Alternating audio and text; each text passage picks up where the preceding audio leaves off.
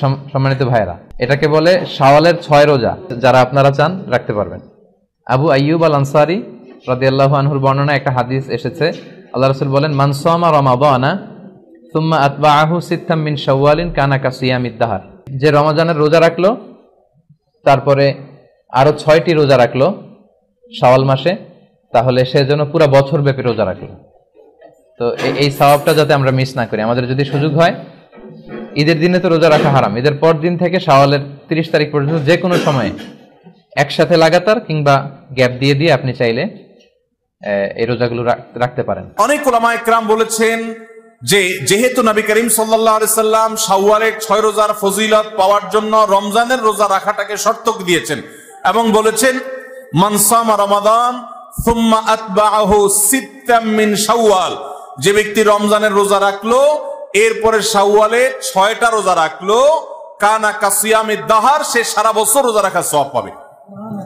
কিভাবে এই রোজা রাখার সওয়াব হয়? অনেক উলামায়ে কেরাম, অনেক বিশ্লেষকরা বলেছেন, আল্লাহ তাআলা প্রতিটা আমলের বিনিময়ে কমপক্ষে 10 গুণ বাড়ান, কোন ক্ষেত্রে আরো অনেক গুণ বাড়ান, দানের ক্ষেত্রে আরো কয়েকশো গুণ পর্যন্ত আল্লাহ বাড়ায় দেন। 10 গুণ করে যে বাড়াবেন, এই জন্য রমজানের 30 দিনে 30টা রোজা আর শাওয়ালের 6টা রোজা, মোট 36কে 10 গুণ দিলে 360, সারা বছর রোজা রাখার সওয়াব হয়। তো এই জন্য শাওয়ালের 6 রোজা রাখতে হবে। এখন কথা হলো, নবী সাল্লাল্লাহু আলাইহি সাল্লাম কিন্তু বলেছেন যে রমজান রোজা রাখলো এরপরে শাওয়ালের 6 রোজা রাখলো, তার জন্য সারা বছরের সওয়াব। তাহলে এখানে রমজান রোজা রাখার পরে 6 রোজা রাখার কথা বলা হয়েছে। এই জন্য অনেক উলামায়ে কেরাম বলেছেন মহিলারা তাদের ভাঙতি রোজাগুলো আগে রাখবে, তাহলে রমজান রোজা রাখা হয়ে গেল, এরপরে শাওয়ালের 6 রোজা রাখবে। এটা একটা মত। তবে আরেকটা মত হলো, শাওয়ালের 6 রোজা যে ভাঙতি পড়েছে এর মানে এই না যে তিনি রমজান রোজা রাখেন না, তিনি রমজান রোজা রাখছেন। এগুলো তো আল্লাহ নির্দেশে, কারণ তিনি রাখতে পারেন না, যেহেতু তিনি অসুস্থ মাসিক। তো এই জন্য তিনি এগুলো পরে রাখলেও শাওয়ালের 6 রোজার সওয়াব তিনি পাবেন। কারণ শাওয়ালের 6 রোজা তো শাওয়াল মাসে না রাখলে আর হবে না, পরে রাখলে আর হবে না, কিন্তু এই কাজাগুলো তো পরে রাখলেও আদায় হবে। তো উত্তম হলো কাজা আগে করে যদি শাওয়ালের 6 রোজা রাখতে পারেন সবচেয়ে উত্তম, না পারলে অন্তত শাওয়ালের গুলো আগে রেখে কাজাগুলা পরে রাখলেও আশা করতে পারেন আল্লাহ তাআলা শাওয়ালের 6 রোজার ফজিলত দিবেন। মান সামা রমাদান ওয়া আতবাআ সিত্তাম মিন শাওয়াল কানা কাসিয়ামিদ দাহর, যে ব্যক্তি রমজানের রোজা রাখার পরে আবার শাওয়াল মাসে 6টি রোজা রাখলো, সে যেন তামাম বছর রোজা রাখা সওয়াব পেয়ে গেল। তো শাওয়ালের রোজা যারা রেখেছেন আলহামদুলিল্লাহ, যারা রাখতেছেন আলহামদুলিল্লাহ, যারা রাখেননি রাখার সিদ্ধান্ত নিন, মা বোনদেরকে জানিয়ে দিন নিজেরা রাখুন। 1 বছরের মাঝে 365 দিন থাকে। হাদিসে আসছে যে কোনো আমল কমপক্ষে 10 গুণ হয়। তো 30 রোজা 29 হলো, 30-এর সওয়াবে আল্লাহ দেবেন। 1 মাস তো 1 মাস 29 হতে পারে, 30ও হতে পারে। 29টা হলো সওয়াব কয়টা হবে? 30। তাহলে 300 দিনের সওয়াব পাবেন। আর 6টা রোজা রাখলে 10 করে 6 10 60, আর বছরে 5 দিন রোজা রাখা নিষেধ, হারাম। তাহলে 6 রোজা রাখলে পুরা বছর রোজা রাখা সওয়াব পাওয়া যাবে।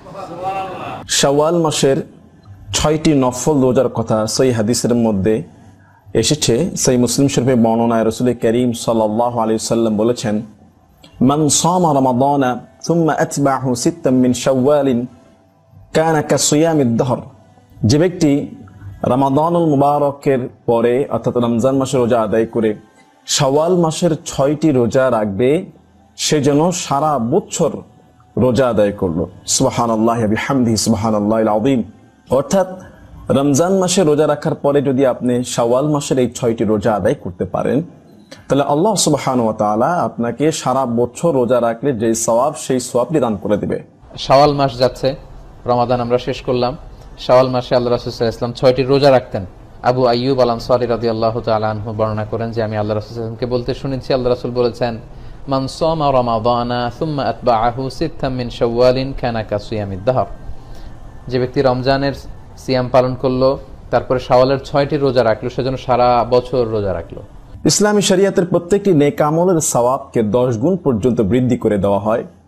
পবিত্র কোরআনুল কারীমের মধ্যে আল্লাহ তাআলা বলেছেন, মান জাআ বিল হাসানাতি ফালাহু আশরু আমসালিহা, যে ব্যক্তি একটি নেক আমল করবে, একটি হাসানা উত্তম কাজ নিয়ে আসবে, তাকে তার 10 গুণ তার বদলা দেওয়া হবে। অর্থাৎ একটি নেক আমলকে 10 গুণ পর্যন্ত বৃদ্ধি করে দেওয়া হবে।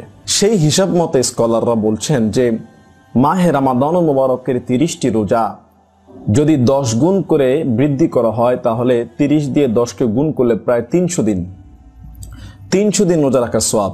আর রমাদানুল মুবারকের পরে শাওয়াল মাসের 6টি রোজা 10 দিয়ে গুণ দিলে 6 10 60, অর্থাৎ 360 দিন সারা বছর রোজা রাখার সওয়াব। আর আরবি চন্দ্র বছর অনুযায়ী 354 দিনেই 1 বছর হয়ে যায়। তার মানে বোঝা যায় 1 বছর রোজা রাখার সওয়াব লাভ করা যায় যদি শাওয়াল মাসের 6টি রোজা কেউ আদায় করে।